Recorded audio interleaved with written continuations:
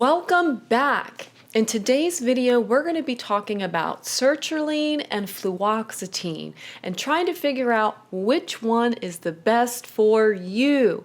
And this is in response to a viewer who asked us to compare both of these medications. If you would like us to make a video for you, drop that video idea down in the comment section below and that video will be coming your way. So, when we're comparing two medications, especially two that are in the same family, we have to go through their similarities and their differences. So first, when we're looking at fluoxetine and sertraline, we're going to look at what are they used for. So they are both SSRI antidepressants that are FDA approved for the treatment of major depressive disorder, premenstrual dysphoric disorder, panic disorder, and OCD. However, you note that fluoxetine is approved for major depressive disorder in ages 8 and older and obsessive compulsive disorder in ages 7 and older. Sertraline is FDA approved for major depressive disorder in adults only and obsessive compulsive disorder in ages 6 and older. Now, fluoxetine is approved for the treatment of bulimia, and when it's combined with olanzapine, it is approved for the treatment of bipolar depression and treatment-resistant depression. Sertraline is approved for PTSD and social anxiety disorder. However, either of these medications can be used off-label to treat those different disorders that they are not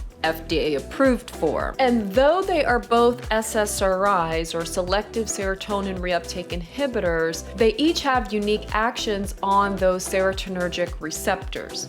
For instance, fluoxetine also has 5-HT2C antagonism. This antagonism enhances the release of norepinephrine and dopamine, which is generally activating, which is why fluoxetine helps to improve attention, concentration, and even boost energy. This action also contributes to its anti-bulimic effects, which is often seen in higher dosages. So that makes fluoxetine very useful in treating depression in someone who has a flat affect, low energy, they may be sleeping too much, and even overeating.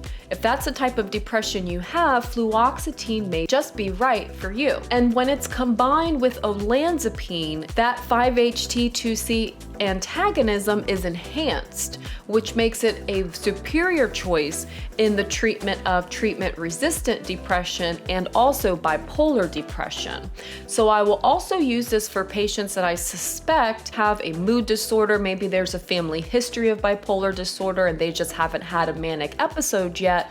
I may start fluoxetine with the idea that we could always add olanzapine to treat any mood disorder symptoms that may arise. However, the downside of this is that it may be too activating for some patients. So those patients with anxiety, you really have to start low. The lowest dose you can get is 10 milligrams. So it's best to start really low and titrate slowly to a therapeutic dose, which is anywhere from 20 to 60 milligrams. So sertraline is an SSRI, but it is also a weak dopamine transport inhibitor, which means that it can increase the amount of dopamine that's in your system by decreasing the release or the transport out of dopamine in your body. And it also has some sigma-1 receptor binding. Now, the dopamine transport inhibition helps to improve energy, motivation, and concentration. And when sertraline is combined with bupropion, this action is exaggerated, and that's why that's a popular combination to combine sertraline and bupropion. The sigma-1 receptor binding isn't completely understood, but it's understood that this unique feature of sertraline may contribute to its anti-anxiety effects and is also effective for helping to treat those psychotic symptoms of depression. Sertraline can also target that atypical depression that we were talking about that fluoxetine sertraline targets because it helps to boost your energy, your attention, and concentration. So it's also useful in treating depression with those symptoms. It's also very useful for treating depression with mixed anxiety and is preferred, in my opinion, for the treatment of PTSD or for those patients who have a lot of trauma but don't necessarily have the symptomology for PTSD.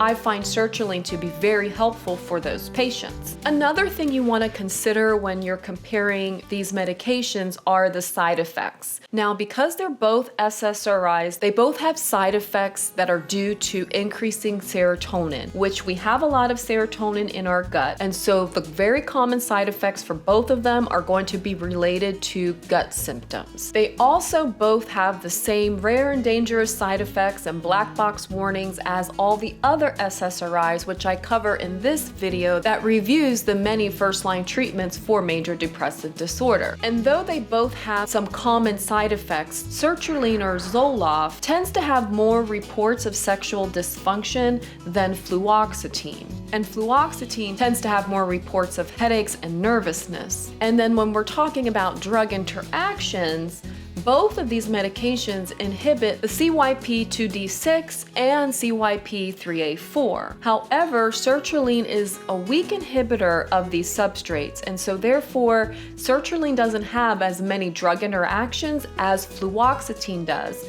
because fluoxetine is a stronger inhibitor of these substrates. And so if you're taking a lot of medications, you have to be careful with fluoxetine because most likely you're going to run into some sort of drug interactions that are going to require dosing adjustments of those medications.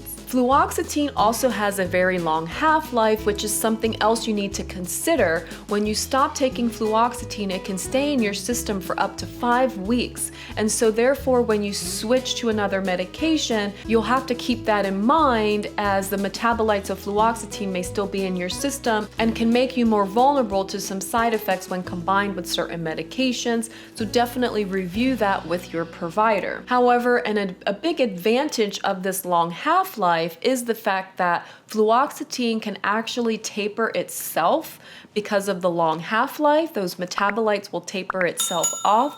And so a lot of patients can actually stop fluoxetine with very minimal abstinence syndrome or withdrawal. So that is a huge advantage. But obviously, all of this should be reviewed with your provider if you're considering stopping your medication. The one last thing we're going to review and consider when taking fluoxetine or sertraline is how are they taken? Well, both are taken orally and both have liquid formulation, so you can do microdosing if you're titrating up slowly or want to taper down very slowly. They both have that option. Sertraline comes in tablet forms and therapeutic doses of anywhere from 50 to 200 milligrams. And the advantage of tablets is you can break that in half and do half doses as well. Fluoxetine comes in capsule form, so you can't break those in half, and dosages from 10 to 60 milligrams. However, therapeutic dosages are typically found between 20 and 60 milligrams, with max dosing up to 80 milligrams in some circumstances. So which one is the best for you, sertraline or fluoxetine? Well, whichever one you can tolerate that is improving your symptoms, that would be the best one for you. I hope you enjoyed this video on fluoxetine and sertraline, and I wish you well on your mental health care journey. I thank you for watching, and I'll look forward to seeing you next week.